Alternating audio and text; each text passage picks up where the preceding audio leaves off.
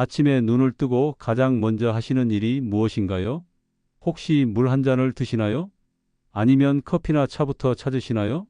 이 작은 선택 하나가 여러분의 하루 건강을 완전히 바꿔놓을 수 있다는 사실을 알고 계셨나요? 오늘은 많은 분들이 당연하게 생각하는 물 마시기에 대해 이야기해 보려고 합니다. 그런데 이 평범해 보이는 습관 속에 우리 몸을 살리는 비밀과 동시에 건강을 해치는 함정이 함께 숨어 있습니다. 지난주 제 지인 김영숙 씨의 이야기를 들어보시겠습니까? 올해 72살이신 김 씨는 최근 몇 달 동안 이상한 증상을 경험하셨습니다. 아침마다 어지럽고 기운이 없었으며 점심때쯤이면 두통이 찾아왔습니다. 처음에는 나이 탓이려니 생각하셨죠. 그런데 더 이상한 건 밤에 잠을 자다가 자꾸 깨는 일이 반복됐다는 겁니다. 다리에 쥐도 자주 났고요. 병원을 찾아가신 김 씨는 의외의 진단을 받으셨습니다. 바로 만성 탈수 상태였던 거죠. 의사 선생님은 물을 제대로 마시지 않아서 생긴 문제라고 설명하셨습니다. 김 씨는 깜짝 놀라셨습니다. 본인은 하루에 물을 5잔 정도는 마신다고 생각하셨거든요. 그런데 자세히 돌이켜보니 대부분이 식사 중에 마시는 물이었고 아침에는 거의 물을 마시지 않으셨습니다. 게다가 저녁 6시 이후로는 화장실 가기 싫어서 일부러 물을 피하셨다고 하더군요. 이런 패턴이 몇 년째 이어져 왔다는 겁니다. 혹시 여러분도 비슷한 습관을 가지고 계신가요? 물은 마시는데 뭔가 늘 피곤하고 무기력하신가요? 서울대학교 의과대학 연구팀이 2023년 발표한 논문에 따르면 65세 이상 노년층의 37%가 만성적인 수분 부족 상태라고 합니다. 그런데 이분들 중 78%는 본인이 탈수 상태라는 걸 전혀 인지하지 못하고 계셨습니다. 왜 이런 일이 벌어질까요? 나이가 들면서 우리 몸의 갈증 센서가 둔해지기 때문입니다. 젊었을 때는 몸의 수분이 조금만 부족해도 금방 목이 마르다는 신호가 왔습니다. 하지만 50대를 넘어서면 이 신호 체계가 약해집니다. 실제로는 물이 필요한데도 목마름을 느끼지 못하는 거죠. 더 심각한 문제가 있습니다. 노년기에는 신장 기능이 자연스럽게 감소합니다.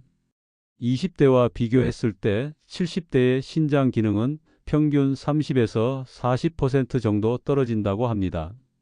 그러니까 같은 양의 노폐물을 걸러내려면 더 많은 물이 필요한데 정작 물 마시는 양은 줄어드는 모순이 생기는 겁니다.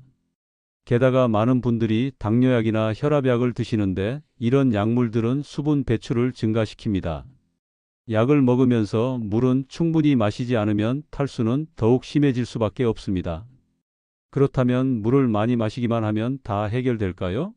잠깐만요. 여기에 함정이 있습니다. 무조건 많이 마신다고 좋은 게 아닙니다. 어떤 분은 건강에 좋다고 해서 하루에 3리터씩 억지로 물을 들이키십니다. 그런데 이렇게 하면 오히려 몸속 전해질 균형이 무너질 수 있습니다. 특히 심장이나 신장에 문제가 있으신 분들은 과도한 수분 섭취가 위험할 수도 있습니다. 그럼 도대체 얼마나 마셔야 할까요? 언제 마시는 게 가장 좋을까요? 그리고 김영숙 씨처럼 화장실 가기 싫어서 저녁에 물을 끊는 습관은 정말 괜찮은 걸까요? 더 놀라운 사실이 있습니다. 물을 마시는 온도와 속도에 따라서도 우리 몸이 받는 영향이 완전히 달라집니다. 어떤 분은 아침마다 차가운 생수를 벌컥벌컥 마십니다. 또 어떤 분은 뜨거운 물을 조금씩 홀짝이십니다. 과연 어떤 방법이 노년기 건강에 더 유익할까요? 식사 전에 마시는 게 좋을까요? 아니면 식사 후에 마시는 게 나을까요?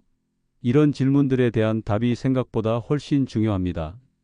왜냐하면 잘못된 방식으로 물을 마시면 오히려 소화불량, 영양소 흡수 장애, 심지어 수면 장애까지 생길 수 있기 때문입니다. 그런데 이보다 더 중요한 게 있습니다.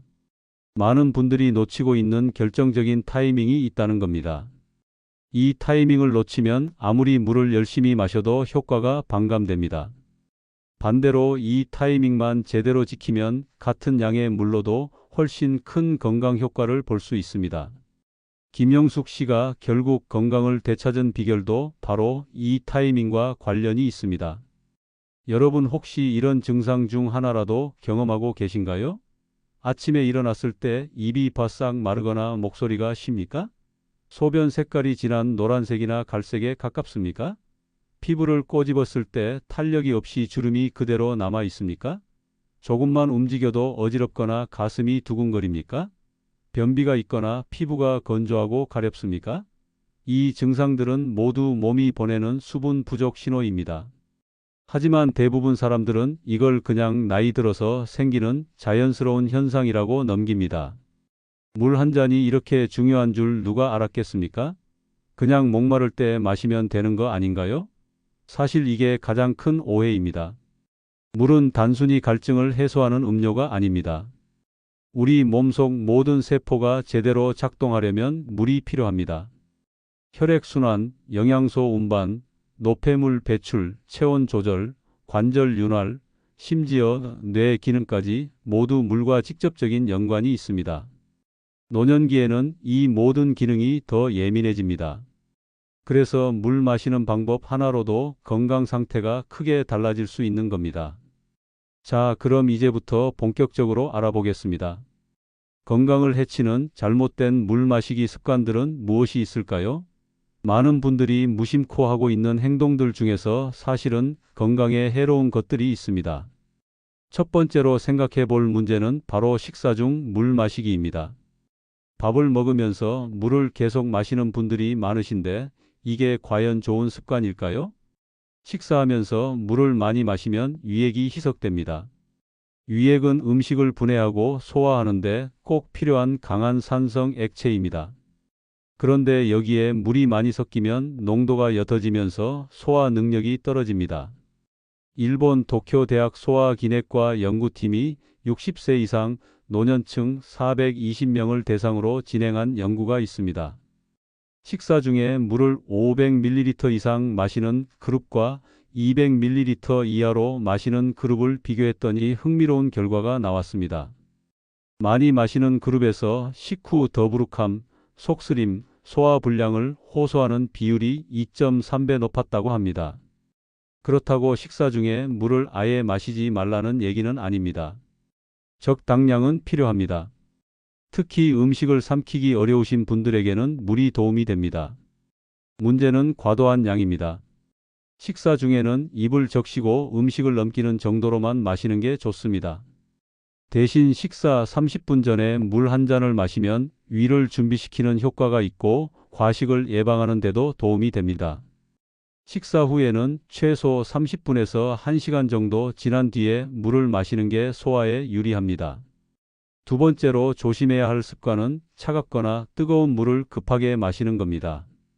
더운 날씨에 시원한 얼음물을 벌컥벌컥 들이키는 분들이 계십니다. 순간적으로는 시원하고 좋을 수 있지만 노년기 위장에는 자극이 됩니다. 차가운 물은 위장 근육을 수축시켜서 혈액순환을 방해합니다. 그러면 소화 기능이 떨어지고 폭통이나 설사가 생길 수 있습니다. 특히 심장 질환이 있으신 분들은 더욱 조심해야 합니다. 갑자기 찬물을 마시면 혈관이 수축하면서 혈압이 급상승할 수 있거든요. 반대로 너무 뜨거운 물도 문제입니다. 세계보건기구 산하국제암연구소는 섭씨 65도 이상의 뜨거운 음료를 발암 가능 물질로 분류했습니다. 뜨거운 물이 식도를 반복적으로 자극하면 식도암 위험이 높아진다는 연구 결과들이 있습니다. 한국인은 특히 뜨거운 국물을 좋아하기 때문에 더욱 주의가 필요합니다. 그럼 어떤 온도가 가장 적당할까요? 인체 온도와 비슷한 미지근한 물이 가장 이상적입니다. 대략 섭씨 30도에서 40도 사이의 물이 위장에 부담을 주지 않으면서 흡수도 잘 됩니다. 세 번째 문제는 물 마시는 속도입니다. 한꺼번에 많은 양을 빨리 마시는 습관도 좋지 않습니다. 운동 후나 목이 많이 마를 때 물 한 병을 단숨에 비우는 분들이 계십니다. 이렇게 하면 위장이 갑자기 팽창하면서 불편감을 느낄 수 있고 혈액 속 나트륨 농도가 급격히 떨어질 위험도 있습니다. 이걸 저나트륨 혈증이라고 하는데 심한 경우 두통, 구토, 혼란, 심지어 의식 저하까지 올 수 있습니다. 올바른 방법은 천천히 조금씩 마시는 겁니다. 한 모금 정도의 양을 입에 머금었다가 천천히 삼키는 식으로 마시면 몸이 수분을 더 효율적으로 흡수합니다. 한 번에 마시는 양은 200ml 정도가 적당합니다. 컵으로 치면 한 컵 정도입니다. 이 정도 양을 5분에서 10분에 걸쳐서 천천히 마시는 게 가장 좋습니다. 네 번째는 물 마시는 타이밍과 관련된 문제입니다. 많은 분들이 목이 마를 때만 물을 찾습니다. 하지만 앞서 말씀드렸듯이 노년기에는 갈증을 느끼는 능력이 둔해집니다. 목이 마르다고 느낄 때는 이미 몸이 상당히 탈수된 상태일 가능성이 높습니다. 그래서 갈증이 없어도 규칙적으로 물을 마시는 습관을 들여야 합니다. 그런데 여기서 중요한 질문이 생깁니다. 하루 중 언제 물을 마시는 게 가장 효과적일까요? 아침에 일어나자마자 마셔야 할까요? 운동 전후에는 어떻게 해야 할까요?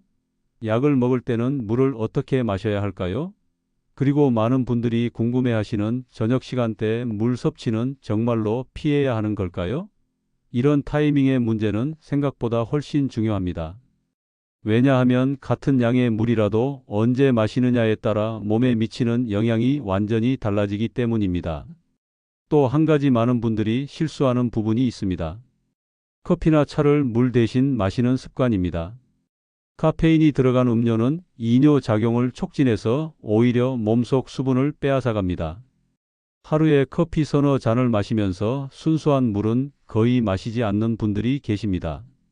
이런 경우 만성 탈수에 빠지기 쉽습니다. 한국영양학회가 발표한 자료에 따르면 커피 한 잔을 마실 때마다 같은 양의 물을 추가로 마셔야 수분 균형이 맞는다고 합니다. 예를 들어 200ml 커피를 마셨다면 200ml 물을 더 마셔야 한다는 겁니다. 그런데 이걸 실천하는 사람은 거의 없습니다. 커피 마시고 나서 또 물 마시기가 번거롭기도 하고 배가 불러서 못 마시기도 합니다. 녹차나 홍차도 마찬가지입니다. 건강에 좋은 성분이 많긴 하지만 카페인이 들어있어서 수분 보충 효과는 떨어집니다. 물론 이런 음료를 아예 마시지 말라는 게 아닙니다. 적당히 즐기되 그것만으로 수분 섭취를 대체하면 안 된다는 뜻입니다. 하루에 필요한 수분량의 최소 절반 이상은 순수한 물로 채워야 합니다. 그럼 여기서 또 다른 의문이 생깁니다. 우유나 과일 주스는 어떨까요? 이것들도 수분이 많이 들어있으니까 물 대신 마셔도 될까요? 결론부터 말하면 이것 역시 물을 완전히 대체할 수는 없습니다.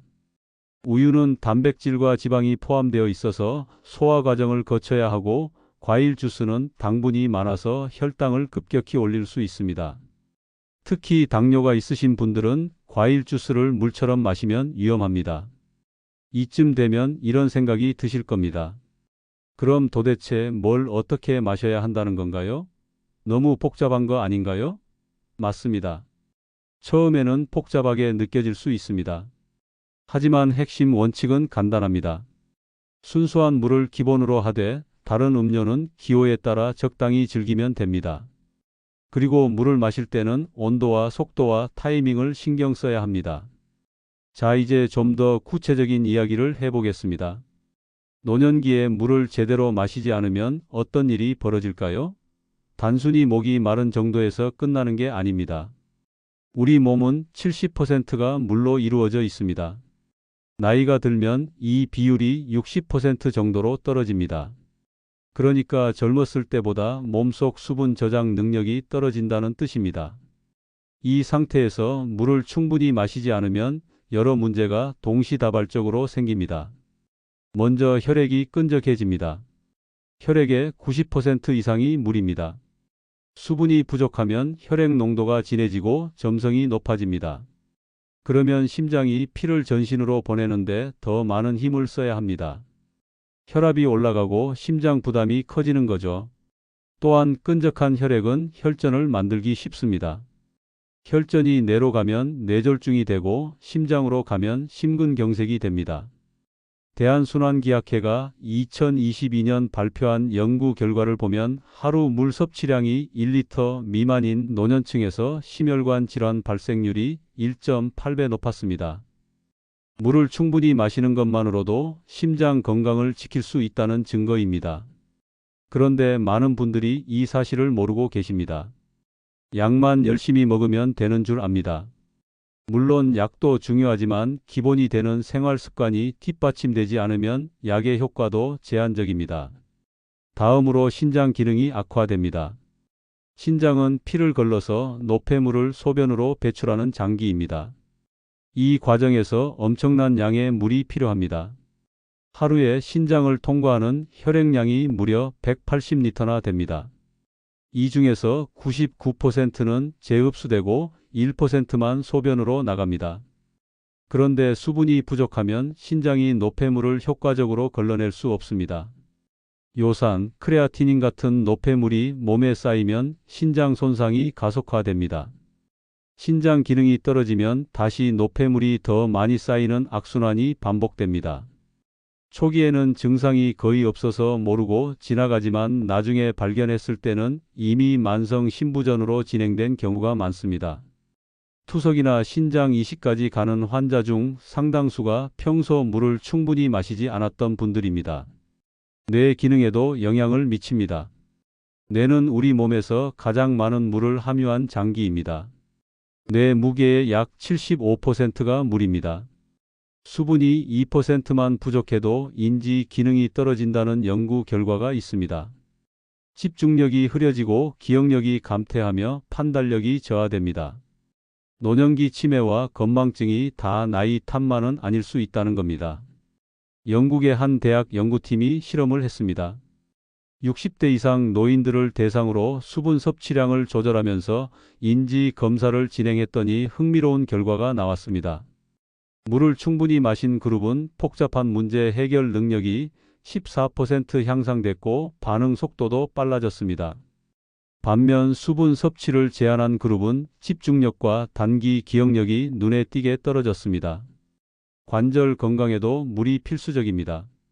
관절 사이의 연골과 관절액은 대부분 물로 구성되어 있습니다. 이것들이 쿠션 역할을 해서 뼈끼리 직접 부딪히지 않게 보호합니다. 수분이 부족하면 관절액이 줄어들고 연골이 마릅니다. 그러면 조금만 움직여도 관절이 뻣뻣하고 통증이 생깁니다. 퇴행성 관절염이 있으신 분들이 더 주의해야 하는 이유입니다. 피부도 빠질 수 없습니다. 나이 들면 피부가 건조해지고 주름이 늘어나는 건 당연하다고 생각합니다. 맞습니다. 어느 정도는 자연스러운 노화 과정입니다. 하지만 수분 부족이 이걸 훨씬 가속화시킵니다. 피부 세포도 물이 있어야 탄력을 유지합니다. 물을 충분히 마시면 피부 보습 상태가 개선되고 주름이 덜 생깁니다. 변비 문제도 심각합니다. 대장은 음식물 찌꺼기에서 수분을 흡수해서 대변을 만듭니다. 물을 적게 마시면 대변이 딱딱해지고 배변이 어려워집니다. 노년기에는 장 운동 자체가 느려지는데 여기에 수분까지 부족하면 만성 변비로 고생하게 됩니다. 변비가 오래되면 치질이나 개시렴 같은 합병증도 생길 수 있습니다. 이처럼 물 부족이 우리 몸 전체에 미치는 영향은 광범위합니다. 그런데도 많은 분들이 물의 중요성을 과소평가합니다. 건강검진 받고 영양제 먹고 운동하는 것도 물론 중요합니다. 하지만 이 모든 것의 기초가 바로 충분한 수분 섭취라는 사실을 잊으면 안 됩니다. 자, 그럼 질문을 하나 드리겠습니다. 여러분은 오늘 지금까지 물을 몇 잔 마셨나요? 정확히 기억하시나요? 대부분은 잘 모를 겁니다. 그냥 목마를 때 마신 것 같긴 한데 몇 잔인지는 셀 수가 없습니다. 이게 문제입니다. 우리는 하루에 몇 끼를 먹었는지는 정확히 알지만 물을 얼마나 마셨는지는 신경 쓰지 않습니다. 그래서 일부러라도 의식적으로 물 마시는 습관을 만들어야 합니다. 아침에 일어나자마자 한 잔, 점심 식사 전에 한 잔, 저녁 식사 전에 한 잔 이런 식으로 정해진 시간에 마시는 겁니다. 처음에는 귀찮고 잊어버릴 수 있습니다. 그럴 때는 핸드폰 알람을 맞춰 두거나 물병에 시간별로 표시를 해두는 것도 좋은 방법입니다. 혹시 이런 생각하시는 분도 계실 겁니다. 물을 많이 마시면 화장실을 자주 가야 해서 불편한데 꼭 그렇게까지 해야 하나요? 특히 밤에 화장실 가는 게 무섭거나 귀찮아서 저녁에 물을 안 마시는 분들이 많습니다. 이해는 갑니다. 하지만 이건 잘못된 선택입니다. 밤 동안 수분 섭취를 끊으면 아침에 탈수 상태로 깨어나게 됩니다. 밤중 화장실 가는 횟수를 줄이고 싶다면 저녁 식사 후 2~3시간 전에 물을 마시고 자기 직전에는 조금만 마시는 게 좋습니다. 완전히 끊는 게 아니라 양과 시간을 조절하는 겁니다. 그리고 낮 시간대에 충분한 수분을 섭취해두면 밤에 급하게 많이 마실 필요가 없어집니다. 또 한 가지 팁이 있습니다. 한꺼번에 많이 마시지 말고 조금씩 자주 마시면 방광에 부담이 덜합니다. 한 번에 500ml를 마시면 금방 화장실 가고 싶어지지만 100ml씩 5번 나눠 마시면 몸이 서서히 흡수해서 화장실 가는 빈도가 줄어듭니다. 그런데 여기서 끝이 아닙니다. 사실 더 중요한 이야기가 남아 있습니다. 지금까지는 물을 충분히 마셔야 한다는 기본적인 내용이었습니다. 하지만 단순히 양만 채운다고 해서 다 해결되는 게 아닙니다. 어떻게 마시느냐가 훨씬 더 중요합니다. 그리고 사람마다 필요한 물의 양이 다르다는 사실도 알아야 합니다. 누군가는 하루에 1.5리터면 충분하지만 다른 사람은 2리터 이상 필요할 수 있습니다. 무슨 약을 먹는지, 어떤 질환이 있는지, 활동량이 얼마나 되는지에 따라 달라집니다. 그럼 본인에게 맞는 적정량을 어떻게 알 수 있을까요? 그리고 물을 마시는 최적의 타이밍은 언제일까요? 앞서 잠깐 언급했던 결정적인 순간은 과연 언제일까요? 더욱 놀라운 건 물의 종류에 따라서도 효과가 다르다는 점입니다. 수돗물과 정수된 물과 미네랄 워터가 몸에 미치는 영향이 조금씩 다릅니다. 어떤 물이 노년기 건강에 가장 유익할까요? 또한 레몬을 넣거나 소금을 조금 타서 마시는 방법은 실제로 효과가 있을까요? 이런 세부적인 방법들이 생각보다 큰 차이를 만들어냅니다. 김영숙 씨 이야기를 다시 떠올려 보시겠습니까? 그분은 결국 어떻게 건강을 회복하셨을까요? 의사 선생님이 처방한 건 특별한 약이 아니었습니다. 바로 본인에게 맞는 물 마시기 계획표였습니다. 하루에 얼마나 마셔야 하는지, 언제 마셔야 하는지, 어떻게 마셔야 하는지를 구체적으로 정해 주셨다고 합니다. 그 계획을 한 달만 실천했더니 어지러움이 사라지고 두통도 줄어들었습니다. 밤에 쥐나는 증상도 거의 없어졌고요. 그럼 여러분은 하루에 얼마나 물을 마셔야 할까요?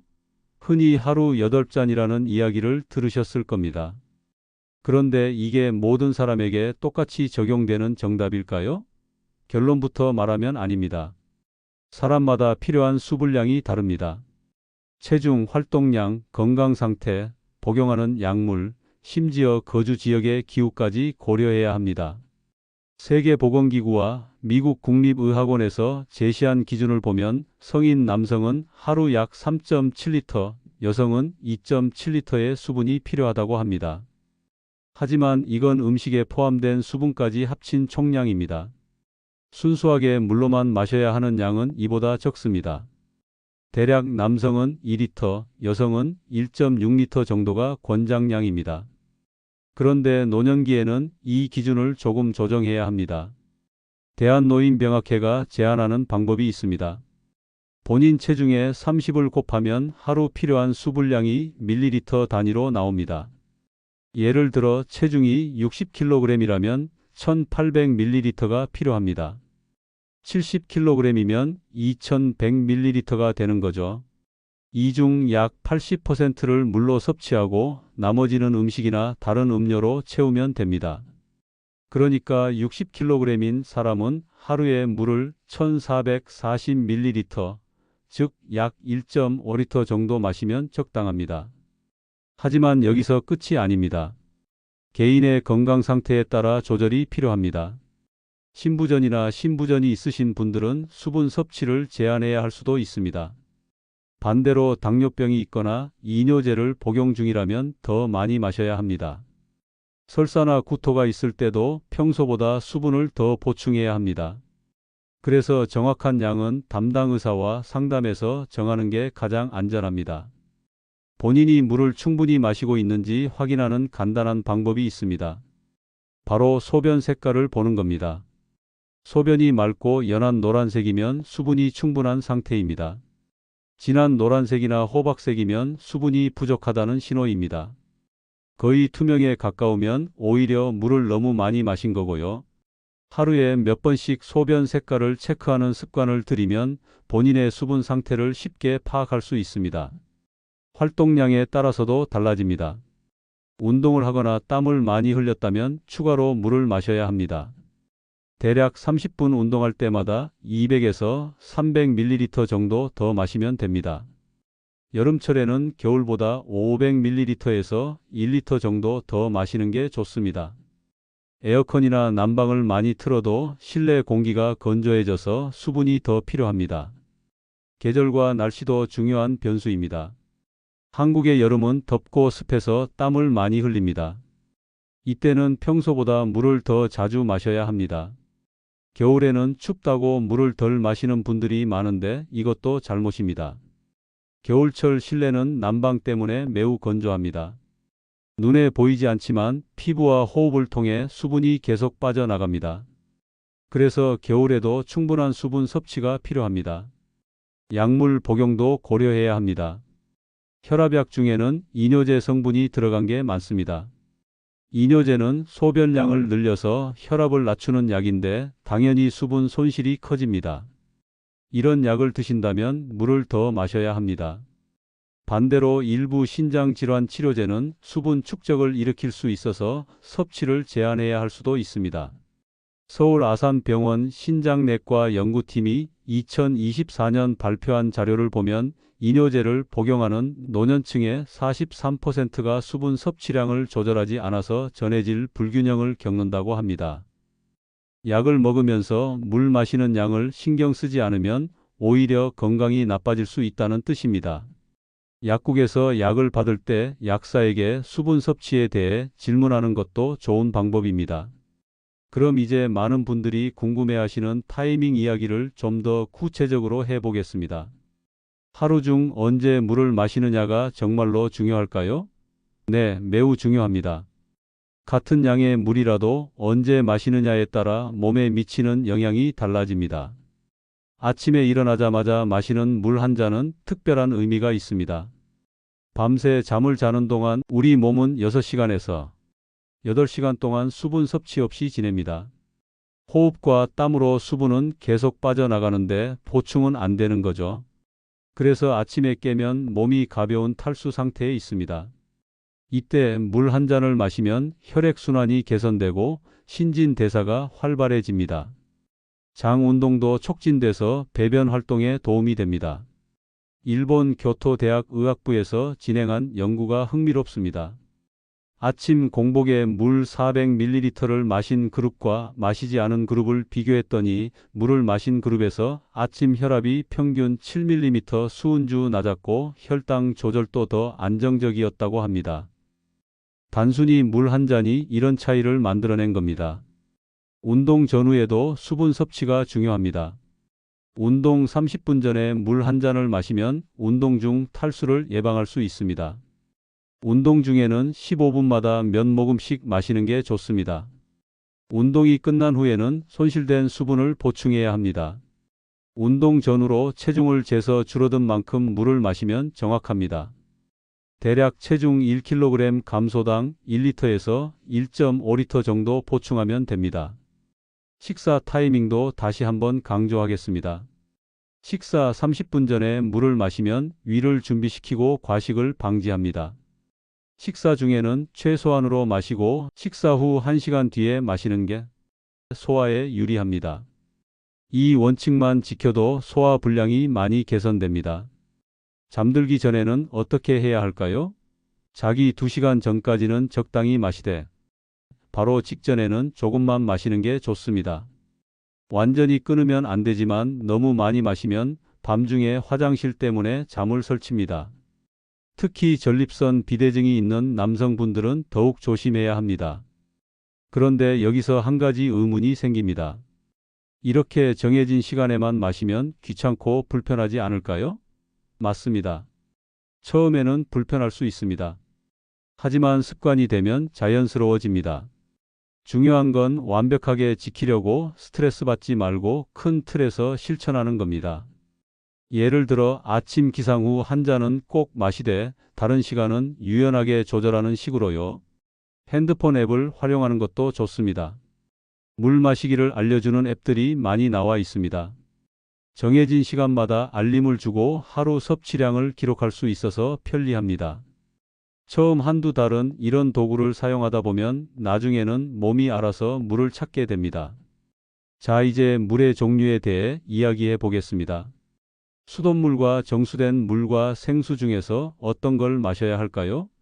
이것도 많은 분들이 혼란스러워하는 부분입니다. 결론부터 말하면 한국의 수돗물은 충분히 안전합니다. 환경부 기준에 따라 엄격하게 관리되고 있습니다. 하지만 오래된 건물의 낡은 배관이나 저수조 문제 때문에 불안해하시는 분들이 많습니다. 정수기를 사용하면 이런 걱정을 덜 수 있습니다. 정수 필터가 불순물과 중금속을 걸러줍니다. 다만 필터를 제때 교체하지 않으면 오히려 세균이 번식할 수 있으니 주의해야 합니다. 필터 교체 주기를 꼭 지키시기 바랍니다. 생수는 편리하고 믿을 만하지만 비용이 부담될 수 있고 플라스틱 용기 문제도 있습니다. 미네랄 워터는 어떨까요? 천연 미네랄이 들어있어서 건강에 좋다는 광고를 많이 보셨을 겁니다. 실제로 칼슘, 마그네슘, 칼륨 같은 미네랄이 소량 포함되어 있습니다. 이런 미네랄은 뼈 건강, 심장 건강, 근육 기능에 도움이 됩니다. 특히 노년기에는 이런 미네랄 섭취가 중요합니다. 그런데 미네랄 워터의 미네랄 함량은 생각보다 높지 않습니다. 하루 권장량을 채우려면 엄청난 양을 마셔야 합니다. 그러니까 미네랄 워터로 영양을 보충하겠다는 생각보다는 일반 물보다 조금 더 유익한 정도로 생각하는 게 맞습니다. 가격 대비 효과를 따지면 일반 정수물이나 끓인 물로도 충분합니다. 경도가 높은 물과 낮은 물의 차이도 있습니다. 경도는 물속에 칼슘과 마그네슘이 얼마나 들어있는지를 나타냅니다. 경도가 높으면 단단한 물, 낮으면 부드러운 물이라고 합니다. 한국 수돗물은 대체로 경도가 낮은 편입니다. 유럽의 일부 지역은 경도가 매우 높습니다. 경도가 높은 물을 장기간 마시면 신장 결석 위험이 조금 높아질 수 있다는 연구가 있습니다. 하지만 반대로 심혈관 건강에는 도움이 된다는 연구도 있습니다. 결론은 적당한 경도의 물이 가장 좋다는 겁니다. 너무 높지도 낮지도 않은 물이죠. 한국 수돗물 정도면 적당한 범위에 속합니다. 알칼리수는 어떨까요? 최근 몇 년 사이 알칼리수가 건강에 좋다는 주장이 많이 퍼졌습니다. 우리 몸이 산성화되는 걸 막아준다는 겁니다. 그런데 과학적 근거는 충분하지 않습니다. 우리 몸은 자체적으로 산염기 균형을 유지하는 시스템이 있습니다. 물을 조금 마신다고 해서 체내 pH가 크게 변하지 않습니다. 물론 알칼리수가 해롭다는 건 아닙니다. 다만 일반 물보다 특별히 더 낫다는 확실한 증거가 없다는 뜻입니다. 비싼 돈 들여서 알칼리수를 사 먹을 필요는 없다는 거죠. 그 돈으로 신선한 채소와 과일을 사는 게 건강에 더 유익합니다. 레몬을 넣은 물은 어떨까요? 아침에 레몬물을 마시면 좋다는 이야기를 들어보셨을 겁니다. 실제로 레몬에는 비타민C와 항산화 성분이 들어 있습니다. 소화를 돕고 면역력에도 도움이 됩니다. 하지만 레몬의 산 성분이 치아 범랑질을 손상시킬 수 있다는 점을 조심해야 합니다. 레몬물을 마신 후에는 입을 헹구거나 30분 후에 양치하는 게 좋습니다. 소금물은 어떨까요? 운동 후나 땀을 많이 흘렸을 때 소금을 조금 탄 물을 마시면 전해질 보충에 도움이 됩니다. 하지만 평소에 습관적으로 마시는 건 권하지 않습니다. 특히 고혈압이 있으신 분들은 소금 섭취를 줄여야 하기 때문에 소금물은 피해야 합니다. 필요한 경우에만 아주 소량 넣는 정도로 하시면 됩니다. 이온 음료나 스포츠 음료는 어떨까요? 격렬한 운동을 했거나 심하게 탈수됐을 때는 도움이 됩니다. 당분과 전해질이 함께 들어있어서 빠른 수분 보충이 가능합니다. 하지만 평소에 물 대신 마시면 당분 과다 섭취가 됩니다. 운동을 거의 하지 않는데 이온 음료를 자주 마시면 오히려 살이 찌고 혈당이 올라갑니다. 물의 온도 이야기를 다시 해보겠습니다.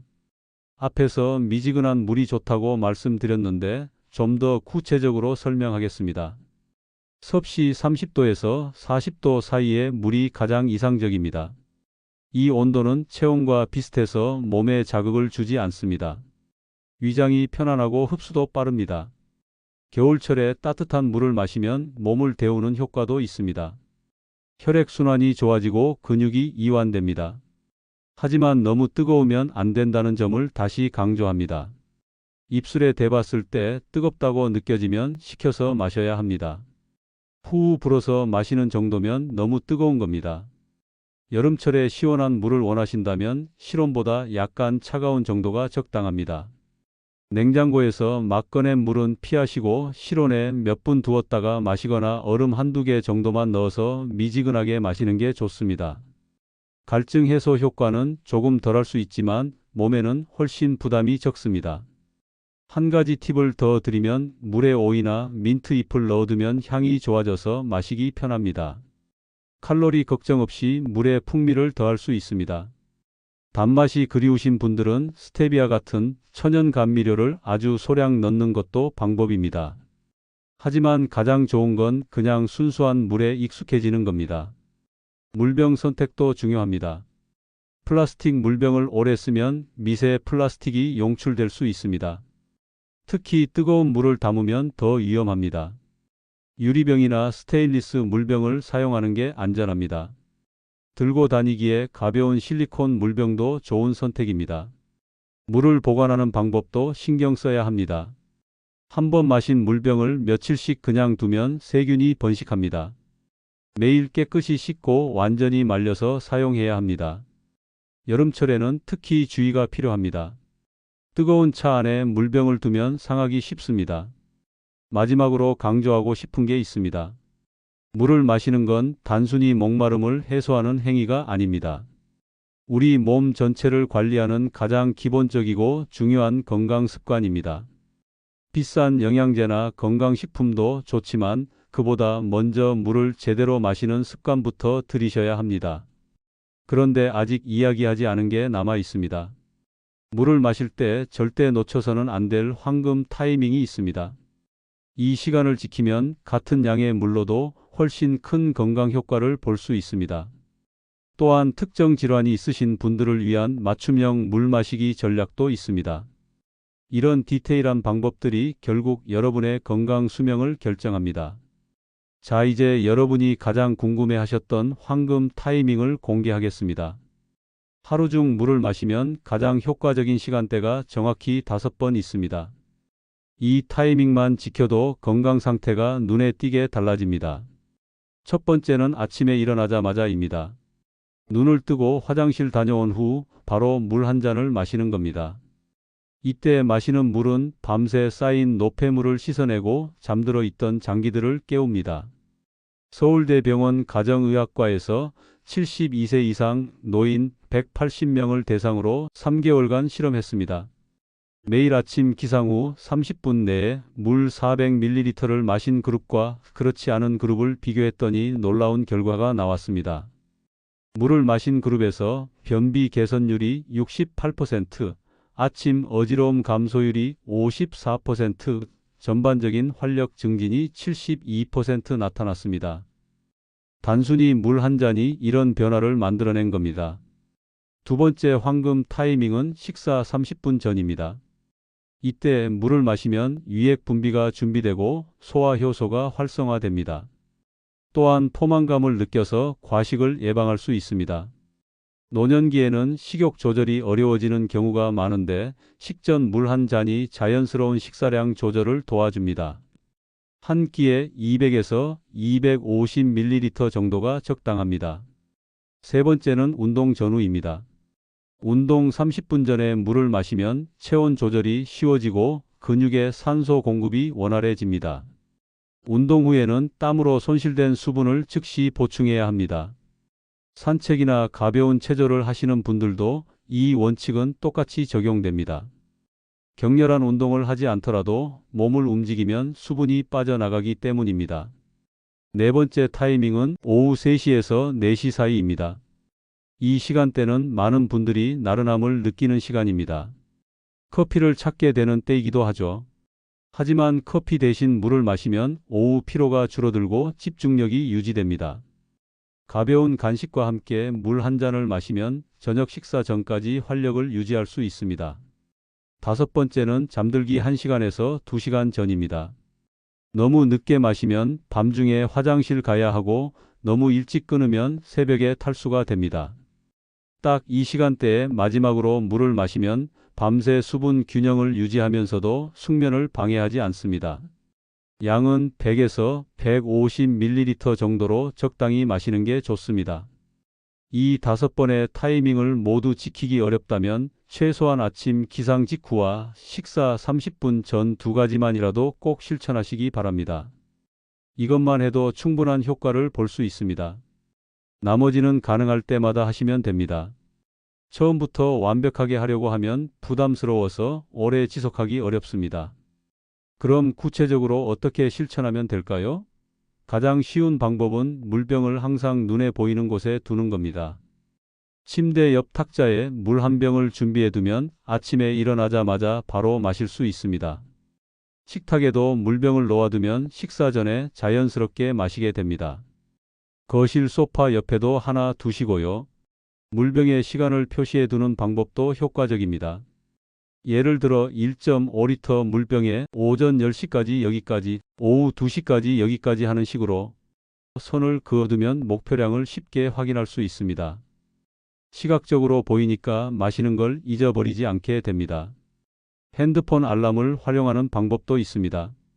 아침 7시, 오전 10시, 점심 전, 오후 3시, 저녁 전, 잠들기 전 이렇게 설정해두면 규칙적으로 물을 마시게 됩니다. 몇 주만 이렇게 하면 나중에는 알람 없이도 몸이 알아서 물을 찾게 됩니다. 식사 일기처럼 물 일기를 쓰는 것도 좋습니다. 언제 얼마나 마셨는지 기록하면 본인의 패턴을 파악할 수 있습니다. 어떤 시간대에 자주 빠뜨리는지, 하루에 실제로 얼마나 마시는지 알 수 있으니까 개선하기 쉽습니다.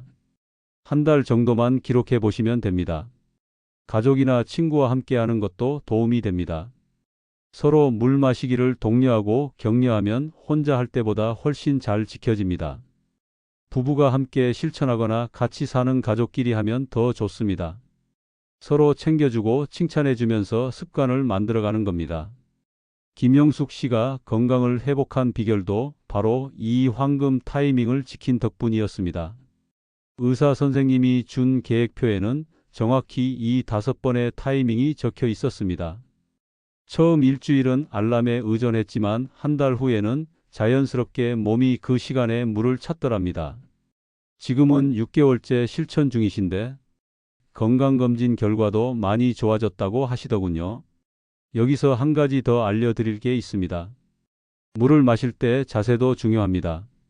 서서 마시는 것보다 앉아서 마시는 게 좋습니다. 서서 마시면 물이 위장으로 급하게 내려가서 부담을 줄 수 있습니다. 편안히 앉아서 천천히 마시면 몸이 수분을 더 효율적으로 흡수합니다. 마실 때는 한 모금을 입에 머금었다가 천천히 삼키는 게 좋습니다. 단숨에 벌컥벌컥 들이키지 마시고 음미하듯이 마시는 겁니다. 이렇게 하면 입안이 충분히 적셔지고 침 분비도 촉진됩니다. 침에는 소화 효소가 들어있어서 소화에 도움이 됩니다. 컵의 크기도 신경 쓰면 좋습니다. 너무 큰 컵을 쓰면 한 번에 많이 마시게 되고 너무 작으면 자주 따라 마셔야 해서 불편합니다. 200에서 250ml 정도 되는 컵이 적당합니다. 한 번에 마시기 편한 양이면서 하루 목표량을 채우기에도 적절합니다. 물에 맛이 없어서 싫다는 분들도 계십니다. 이런 경우 레몬 한 조각이나 오이 몇 조각을 넣으면 향긋해져서 마시기 편합니다. 허브 티백을 살짝 우려내도 좋습니다. 단 설탕이나 꿀은 넣지 마세요. 칼로리가 추가되고 혈당이 올라갑니다. 계절에 따라 조절하는 것도 중요합니다. 여름에는 목표량보다 500ml 정도 더 마시고 겨울에도 실내가 건조하니 평소만큼은 마셔야 합니다. 봄, 가을에는 환절기라 면역력이 떨어지기 쉬우니 물을 충분히 마셔서 몸의 방어력을 높여야 합니다. 이제 특정 질환이 있으신 분들을 위한 맞춤형 물 마시기 전략을 알려드리겠습니다. 질환마다 주의해야 할 점이 다르기 때문에 본인의 상태에 맞게 조절해야 합니다. 먼저 고혈압이 있으신 분들입니다. 고혈압 환자는 충분한 수분 섭취가 특히 중요합니다. 물을 충분히 마시면 혈액 점도가 낮아져서 혈압 관리에 도움이 됩니다. 대한고혈압학회 연구에 따르면 하루 2리터 이상 물을 마시는 고혈압 환자가 1리터 미만 마시는 환자보다 혈압 조절률이 31% 높았습니다. 특히 아침 기상 후 물 한 잔은 아침 혈압 급상승을 예방하는 데 효과적입니다. 하지만 이뇨제를 복용 중이라면 담당 의사와 상의해서 수분 섭취량을 정해야 합니다. 당뇨병이 있으신 분들은 더욱 신경 써야 합니다.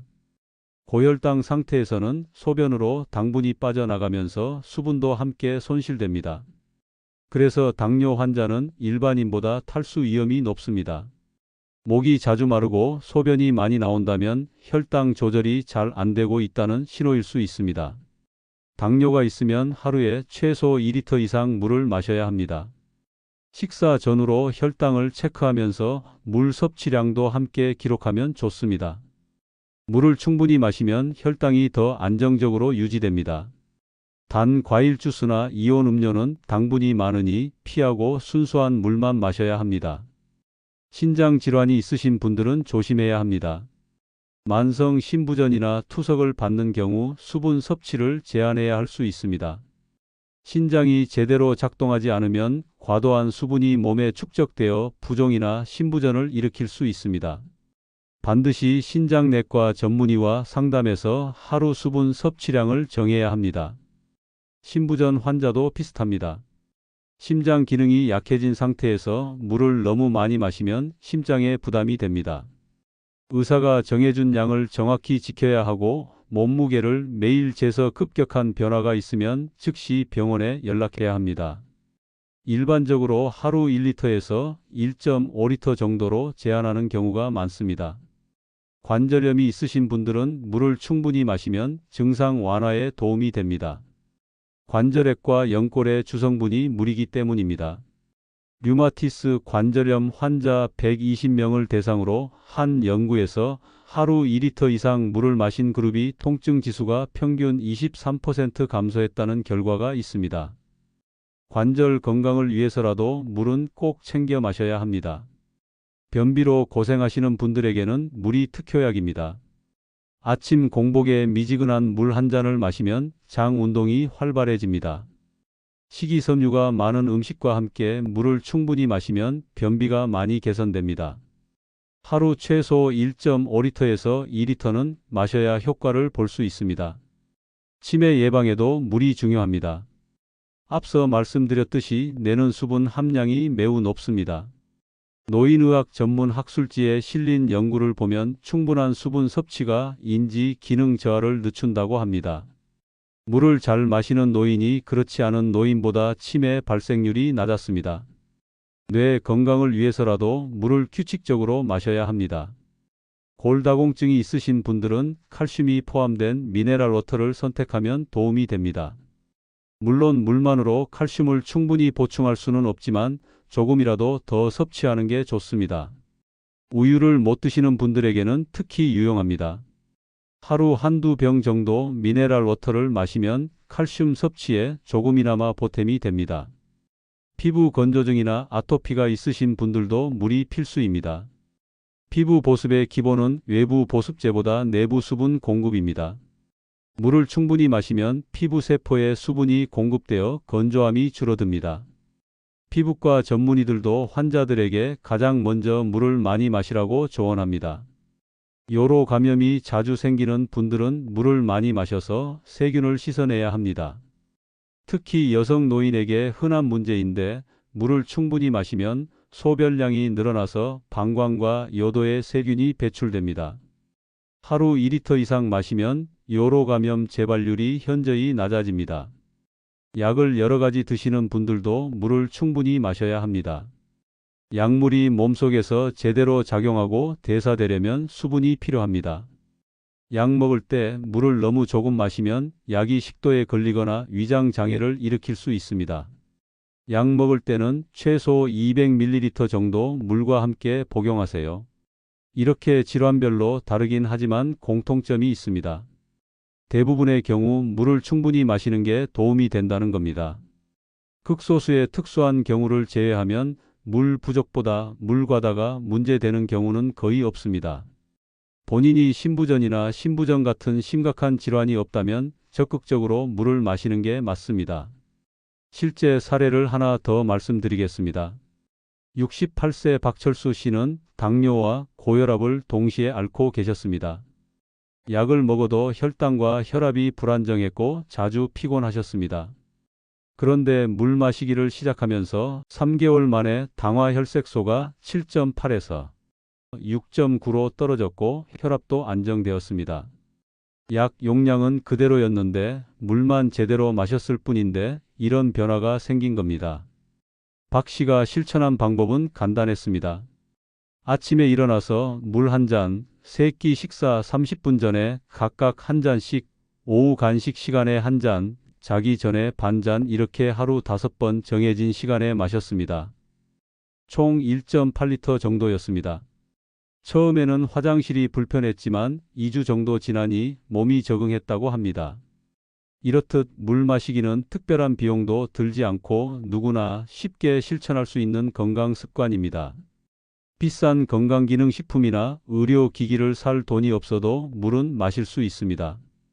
이보다 더 경제적이고 효과적인 건강관리법은 없습니다. 마지막으로 강조하고 싶은 건 꾸준함입니다. 하루 이틀 열심히 마시고 그만두면 아무 소용이 없습니다. 매일매일 규칙적으로 마시는 습관을 들여야 합니다. 처음 한 달이 가장 힘듭니다. 이 시기만 버티면 그 다음부터는 자연스러워집니다. 물 마시는 게 양치하는 것만큼 당연한 일상이 되는 겁니다. 여러분의 건강은 여러분이 지켜야 합니다. 의사도 약도 중요하지만 가장 기본이 되는 생활 습관이 뒷받침되어야 합니다. 그 시작이 바로 물입니다. 오늘부터 당장 실천해 보세요. 한 달 후 여러분의 몸이 얼마나 달라졌는지 직접 느끼실 수 있을 겁니다. 오늘은 노년기 건강을 지키는 가장 기본적이면서도 중요한 습관인 물 마시기에 대해 자세히 알아봤습니다. 많은 분들이 물의 중요성을 알면서도 제대로 실천하지 못하고 계십니다. 하지만 오늘 말씀드린 내용을 따라 하신다면 분명히 건강한 변화를 경험하실 수 있습니다. 핵심을 다시 한번 정리해 드리겠습니다. 첫째, 노년기에는 갈증을 느끼는 능력이 둔해지므로 목마르지 않아도 규칙적으로 물을 마셔야 합니다. 본인 체중의 30을 곱한 밀리리터가 하루 필요한 수분량이며 그중 80%는 순수한 물로 채우는 게 좋습니다. 둘째, 식사 중에는 물을 적게 마시고 식사 30분 전과 1시간 후에 마시는 게 소화에 유리합니다. 셋째, 미지근한 물이 가장 좋으며 너무 차갑거나 뜨거운 물은 피해야 합니다. 넷째, 한꺼번에 많이 마시지 말고 조금씩 자주 마시는 게 효과적입니다. 다섯째, 커피나 차는 이뇨작용이 있으므로 물을 대체할 수 없습니다. 여섯째, 황금 타이밍 5번을 기억하세요. 아침 기상 직후, 식사 30분 전, 운동 전후, 오후 3시에서 4시, 잠들기 1시간에서 2시간 전입니다. 일곱째, 소변 색깔로 수분 상태를 체크하고 맑은 연한 노란색을 유지하도록 합니다. 여덟째, 질환이 있다면 본인 상태에 맞게 조절하되 대부분의 경우 충분한 수분 섭취가 도움이 됩니다. 다만 신부전이나 신부전이 있으면 반드시 의사와 상담해야 합니다. 실천 방법도 간단합니다. 물병을 눈에 잘 보이는 곳에 두고 핸드폰 알람을 설정하세요. 시간별로 표시한 물병을 사용하거나 물 일기를 쓰는 것도 좋습니다. 가족과 함께 실천하면 더 쉽게 습관을 만들 수 있습니다. 처음 한 달만 의식적으로 노력하면 그 다음부터는 자연스럽게 몸이 물을 찾게 됩니다. 물 한 잔이 여러분의 혈액순환을 개선하고 신장 건강을 지키며 뇌 기능을 유지하고 관절을 보호하고 피부를 촉촉하게 만들어줍니다. 변비도 예방하고 노폐물도 배출하며 체온도 조절합니다. 이 모든 효과를 돈 한 푼 들이지 않고 누릴 수 있는 게 바로 물입니다. 김영숙 씨와 박철수 씨처럼 여러분도 오늘부터 시작하시면 됩니다. 완벽하게 하려고 부담 갖지 마시고 할 수 있는 것부터 하나씩 실천해 보세요. 아침에 일어나자마자 물 한 잔 마시는 것만으로도 충분히 시작입니다. 여기에 하나씩 추가해 가면 됩니다. 본 영상의 건강 정보는 참고용이며 개인 상태와 체질에 따라 다를 수 있으니 건강관리나 치료는 반드시 전문 의료진과 상담 후 진행하세요. 특히 신장질환, 신부전, 당뇨, 고혈압 등 지병이 있으신 분들은 담당 의사와 상의해서 본인에게 맞는 수분 섭취량을 정하시기 바랍니다. 영상이 도움이 되셨다면 구독과 좋아요로 응원해 주세요. 여러분의 작은 관심이 저희가 꾸준히 건강 정보를 전달하는 힘이 됩니다. 저희는 한결같은 마음으로 어르신들의 건강을 위해 노력하고 있습니다. 여러분이 건강하고 활기찬 노년을 보내시길 진심으로 바랍니다. 물 한 잔으로 시작하는 건강한 하루, 오늘부터 여러분도 실천해 보시기 바랍니다. 감사합니다.